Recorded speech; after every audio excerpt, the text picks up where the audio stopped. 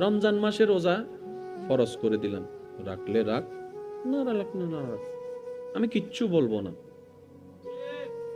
তবে একদিন আমার কাছে এসে সবকিছুর হিসাব দিতে হবে।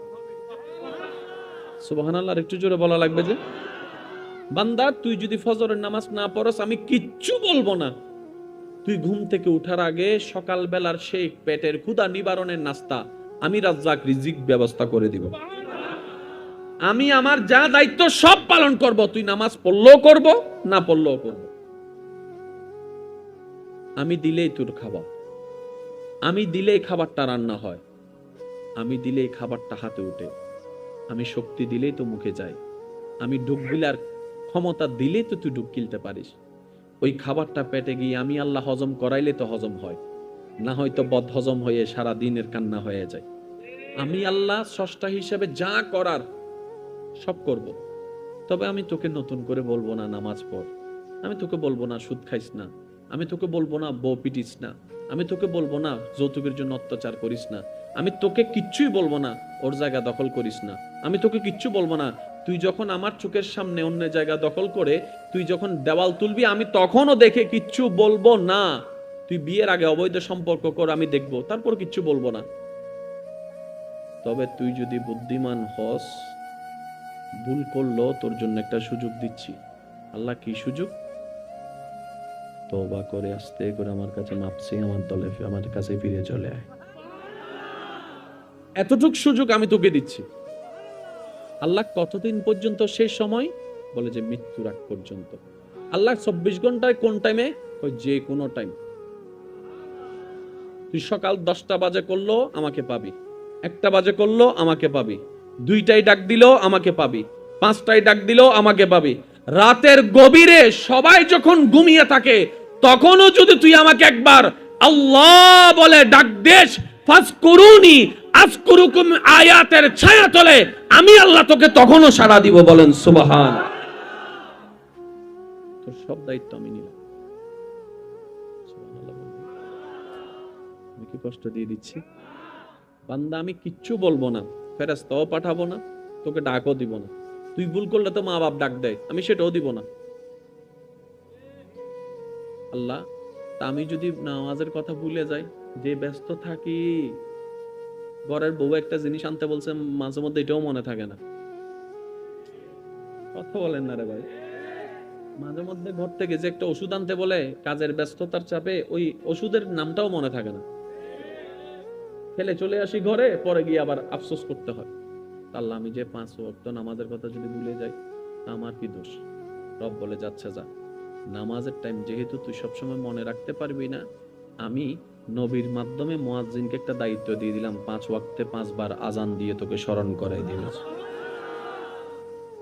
ঠেকা তোদের, কিন্তু স্মরণ করাই দিচ্ছি আমি আল্লাহ। এবার আল্লাহ তাআলা মুয়াজ্জিনকে বলে, মুয়াজ্জিন আমার বান্দা তুই ডাকলে জীবনও আসবে না। বুঝতে হবে একটু কথা, আমার বান্দাটারে তুই যদি ডাকস জীবন আসবে না। ডাইরেক্ট হবু দে তোর বব দিন সন না আর এটা হদ দে গিললে। আমার বান্দা বলতে পারে, আমার বান্দা যেহেতু এভাবে বলবে, একটা কাজ কর, আমার বান্দাকে আমার নামটা আগে স্মরণ করে দে।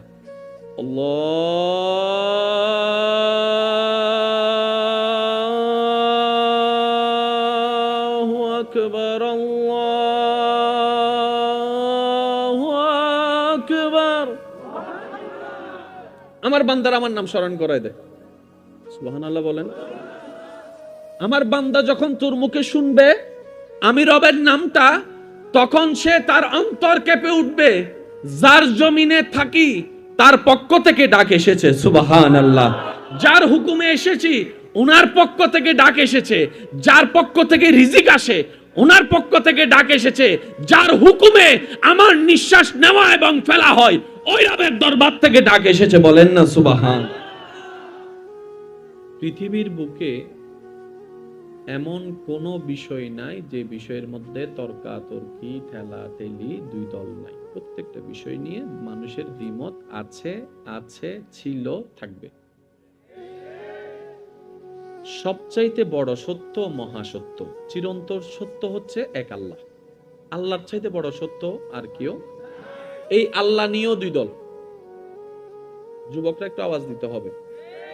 এই আল্লাহ নিয়েও কেউ বলে যে স্রষ্টা আছে, আবার কেউ বলে দুই দল। কয় দল? তাহলে আপনি যতদিন এই পৃথিবীতে নিঃশ্বাস নিবেন, আপনাকে এগুলোর ভিতরেই যেতে হবে। এটা থেকে বাঁচার দ্বিতীয় কোনো উপায়। এবার আমি শুধু আপনাদেরকে বলবো, আপনারা শুধু একটু বুঝে বুঝে উত্তর দিবেন। আমাদের দেশের রাজনীতি নিয়েও দলাদলি আছে না নাই? দ্বিমত আছে না নাই? জমিন নিয়ে, জায়গা নিয়ে, ঘর নিয়ে, ভাই বোন নিয়ে, আল্লাহ নিয়েও দ্বিমত, নবী নিয়েও দ্বিমত, বলি নিয়েও দ্বিমত, আহলে বাইত নিয়েও দ্বিমত, সাহাবা নিয়েও দ্বিমত। কিন্তু একটা বিষয়ে কোনো দ্বিমত নাই, সেটা হচ্ছে মরতে হবে। বুঝতে পারি না মনে কথাটা না? আপনি যে দলের মানুষকে আনেন, সবাই বলবে যে হ্যাঁ একদিন মরতে হবে, একদিন। মরা নিয়ে কোনো দ্বিমত নেই, কিন্তু আবার মরার পরের জীবন নিয়ে দ্বিমত আছে। কেউ বলে যে পরকাল আছে, কেউ বলে যে পরকাল নাই, কেউ বলে যে জান্নাত আছে, কেউ বলে যে জান্নাত নাই, কেউ বলে যে জাহান্নাম আছে, কেউ বলে যে জাহান্নাম নাই, কেউ বলে যে পরকালে হিসাব হবে, কেউ বলে যে মরে মাটির সাথে পৌঁছে গেলে, আগুনে পুড়ে গেলে আমাদের আর খবর কি। এই শুরু হয়ে গেছে দ্বিমত। বুঝাতে পারছি কথা? আপনাদের কি কষ্ট হচ্ছে? প্রত্যেকটা বিষয় দ্বিমতের ভিতরে একটা বিষয় দ্বিমত ছাড়া, সেটা হচ্ছে কুল্লু নাফসিন। যে কোনো সেক্টরের মানুষ এই কথা মানতে বাধ্য, পুরুষ বলেন, নারী বলেন, ধনী বলেন, গরিব বলেন, মুসলিম বলেন, নন মুসলিম বলেন। বুঝাতে পারছি কথা? তাহলে এই একটা বিষয় আপনারা ব্রেইনের এক কোনায় ফেলে রাখেন, যাতে পরবর্তীর কথার সাথে এটাকে আপনারা গিট লাগাতে পারেন। সুবহানাল্লাহ বলেন না জোরে? যার যত শক্তি আছে একবার বলেন সুবহানাল্লাহ। আর একটু জোরে বলেন। আপনারা হয়তো খেয়াল করেছেন, যে কোনো মাহফিলে গেলে আপনাদেরকে উলামায়ে কেরাম বারবার একটা জিকির করতে বলে। কি বলেন নাকি? শুরু করার সময় বলে আলহামদুলিল্লাহ দিয়ে, শেষে বলে যে ইনশাআল্লাহ, আল্লাহ যদি বাঁচায় রাখে আগামী বছর দেখা হবে। আর মাঝখানে যতক্ষণ থাকে ততক্ষণ শুধু কি বলায়? জোরে বলেন না, কি বলায়? কেন? সুবহানাল্লাহ বলে আমরা গুনেহগার, নাপাক জবানওয়ালা, অসুন্দর মনওয়ালা, অপবিত্র আমলওয়ালা, সুবহানাল্লাহ বলে বলে রবের পবিত্রতার ঘোষণা দিচ্ছি। রব পবিত্র, রবের পবিত্রতার ঘোষণা দিচ্ছি। কোন বান্দার জবানের সারা জীবনের বলা একটা পবিত্রতার প্রশংসা যদি রবের কাছে পছন্দ হয়ে যায়, রব চাহে তো ওই সুবহানাল্লাহ বলনেওয়ালার বলাকে কবুল করে তার অপবিত্র জবানকে পবিত্র করে দিবে, তার চোখকে পবিত্র করে দিবে, তার দিলকে পবিত্র করে দিবে, এমনকি তার হায়াতকে হায়াতে তাইয়্যিবাও বানাই দিতে পারে। সেজন্য এইসব বিষয়ে কিপটেমি করাটা বোকামি হয়। আমরা কিন্তু আসলে চালাক না, গাদা। আমি তো আর গান হই, অনর গান হন না কেন? বাদে প্রমাণ হইব তো বহুত দিন বাদে আদি সিরিঙ্গা হতা হইতে বহুত দিন বাদে।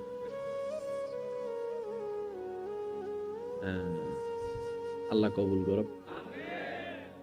সিরিঙ্গা হতার মজা আলাদা। হইতে হইতে সিরিঙ্গা হতাই হইন্য পাইলে তো কেন কেন লাগে। বিদেশত তো নাইলে যাতে সিরিঙ্গে মাতুনে এলাকা, বিদেশত বিদেশ যাতে সিরিঙ্গে মানুষ দেখে তা মন বড় হয়েছে কি হয় না, হয় না, হয় না। আচ্ছা, আমি ওদিকে যাচ্ছি না, আসুন একটু বোঝার চেষ্টা করি। আল্লাহ তাআলা প্রত্যেকটা কিছু নিজেই কন্ট্রোল করেন। পৃথিবীর সবকিছু আল্লাহর নিয়ন্ত্রণে। আমরা বলি আল্লাহর হুকুম ছাড়া গাছের পাতাও, কথা কিন্তু সত্য। এইবার এই কথাকে বেস করে কিছু মানুষ অন্যদিকে কথাটাকে মুভমেন্ট নিয়ে বলে, রবের হুকুম ছাড়া যদি গাছের পাতাই না নড়ে তাহলে যে চুরি করেছে তার দোষ কি? যে খুন করেছে তার দোষ কি? নিশ্চয়ই রব বলেছে তাই তো চুরি করেছে, নিশ্চয়ই রব বলেছে তাই তো খুন করেছে। যেহেতু রবের হুকুম ছাড়া গাছের পাতা নড়ে না, মানুষ লড়ার ক্ষমতা কোথায়? শ্রদ্ধার সাথে উলামায়ে কেরামের দোয়া নিয়ে আমার ভাইদেরকে বলতে চাই, আপনি যেটা বলেছেন সেটা ঠিক। রবের হুকুম ছাড়া গাছের পাতা নড়ে না। তবে আল্লাহ তাআলা সমস্ত সৃষ্টির ভিতরে দুইটা সৃষ্টিকে সাময়িকভাবে স্বাধীনতা দান করেছেন। অনলি টু, শুধু দুইটা সৃষ্টিকে সাময়িকভাবে স্বাধীনতা দান করেছেন। কোন দুই সৃষ্টি? যে দুই সৃষ্টির ব্যাপারে আল্লাহ স্পেশালি বলেছেন, ওয়ামা খালাকতুল জিন্না ওয়াল ইনসা ইল্লা লিয়াবুদুন। আর একটু জোরে বলতে হবে। আল্লাহর হুকুম ছাড়া গাছের পাতা নড়ে না সত্য, কিন্তু এই হুকুমের আন্ডারে কিছু সময়ের জন্য দুইটা সৃষ্টিকে স্বাধীনতা আল্লাহ দিয়েছেন।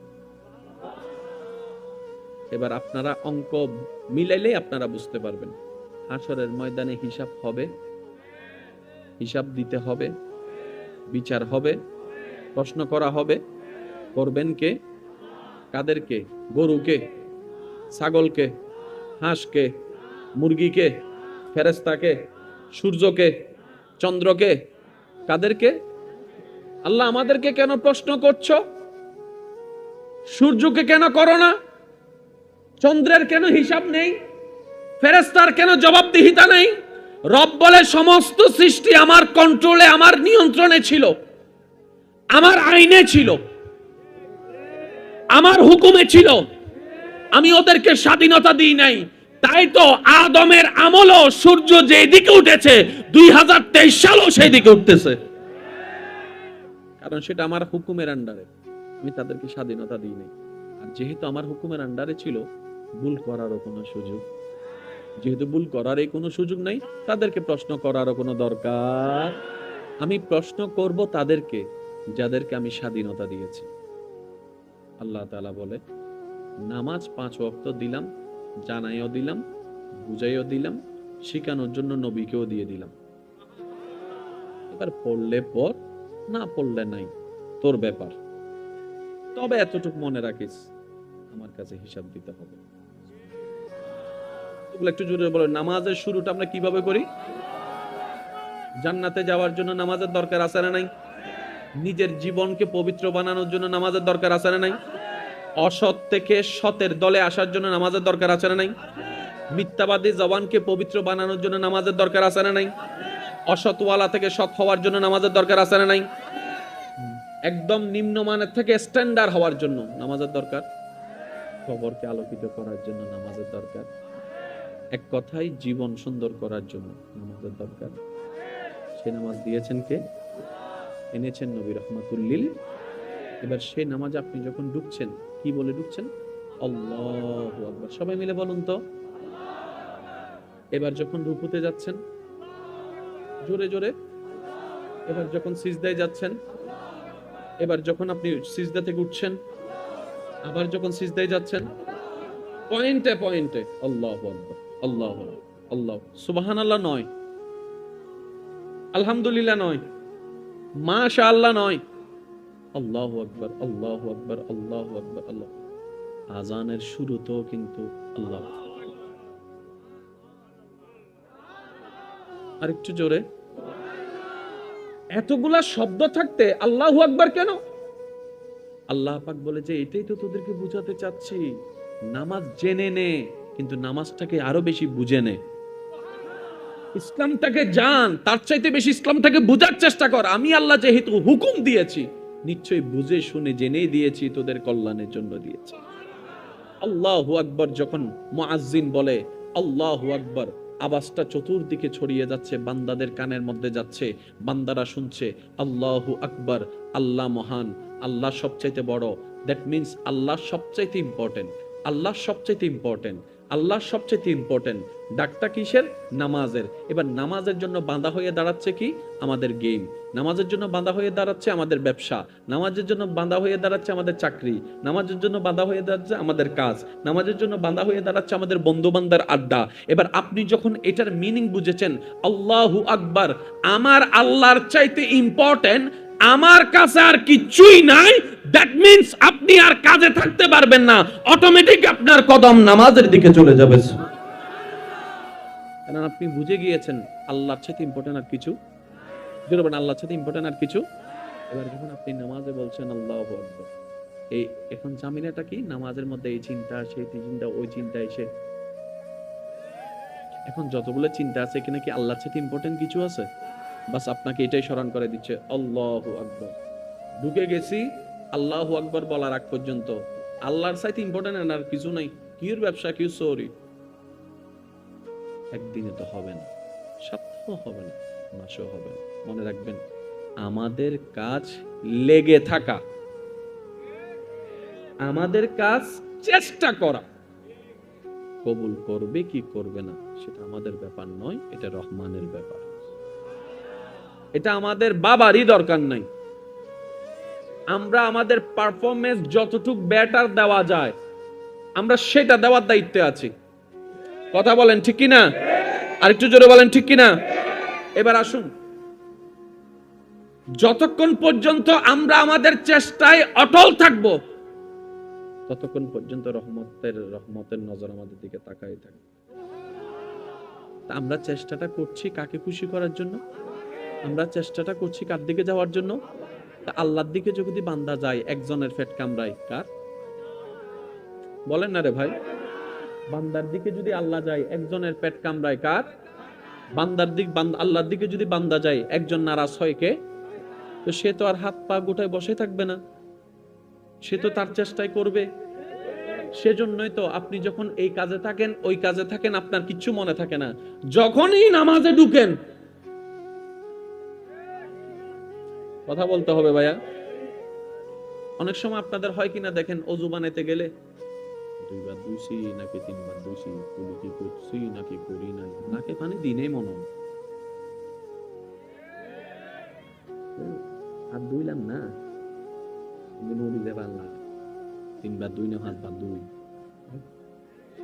হয় বলেন না? হয়? আর একটু জোরে বলেন হয়? ফজরে ঘুম থেকে উঠে যখন দাঁত ব্রাশ করে মুখ ধুন তখন এটা হয়? ফজরে ঘুম থেকে উঠে যখন দাঁত ব্রাশ করে মুখ ধুন তখন এটা হয়? তো মুখ তো মুখ, পানি তো পানি, দোয়া তো দোয়া, তখন হয় নাই কেন? শয়তান বলে যে তখন তো আমার ডিউটি নেই। আমার ডিউটি তখন যখন দেখি বান্দা আল্লাহর প্রিয় হতে যাচ্ছে, তখনই আমার পেট কামড়ায়। কারণ আমি নিজে জাহান্নামী, আমি চাই না কেউ জান্নাতে যাক। আমি নিজেও যাব জাহান্নামে, তোদেরকেও নিয়ে যাব।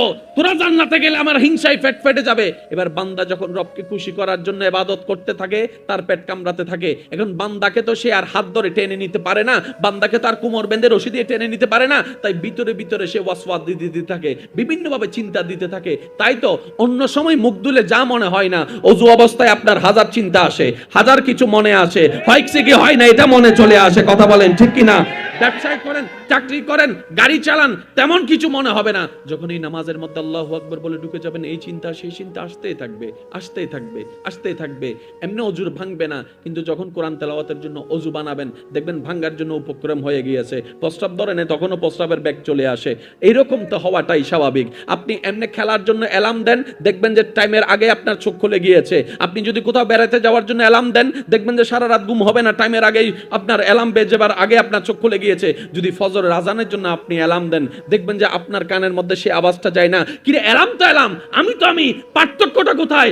ফের আপনার শয়তান বলে আমি চাই না কেউ রবকে খুশি করুক, তোরা যতই রবকে খুশি করার চেষ্টা করবি, আমি শয়তান ততই তোদের উপর অত্যাচার করতে থাকবো।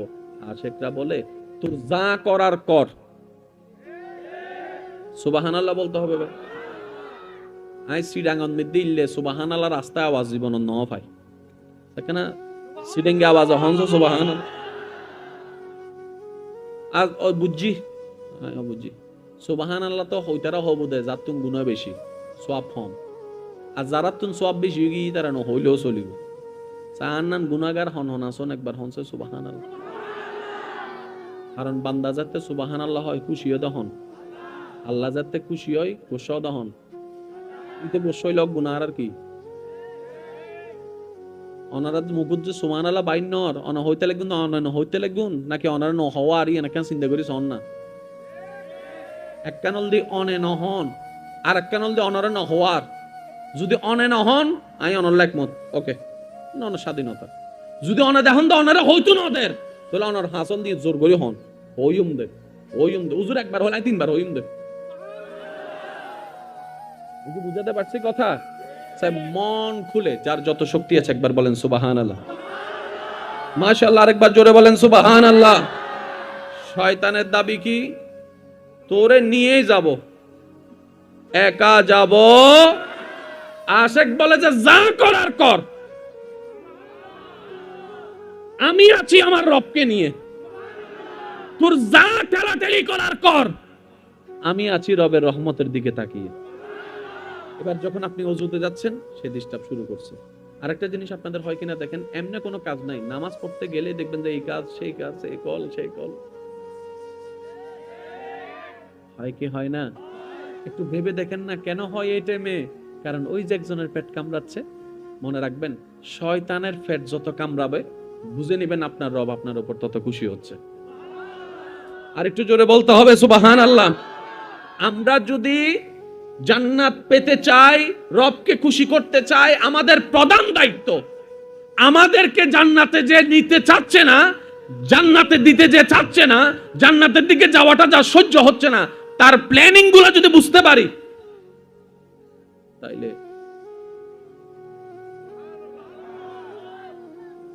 আচ্ছা যুদ্ধ করতে কি আসলে অস্ত্র লাগে না মাথা লাগে দেয়? ওনারা হন না মাথা লাগে জানো না টেকনিক কি? আচ্ছা ফ্লাইওভার যাইতো ওই প্রথম মানে বোঝনো হদ দেয় কি ভালো হদ দেয় নবু না জীবন রাস্তা বারা জীবন রাস্তা দেখি দি মেডির উদ্দি ইয়া বারা বাতাসের উদ্দি তুলি ফেলা দিন নবু না ওই না আর প্ল্যানিং এ ইঞ্জিনিয়ার আর প্ল্যানিং এ বানাই আগে নাকি আইকি আগে না গবেষণা করছি আগে? বেগিন গড়িয়ারে বেগিন ইন্ডে তো নিষেধ না তো না ভাই কি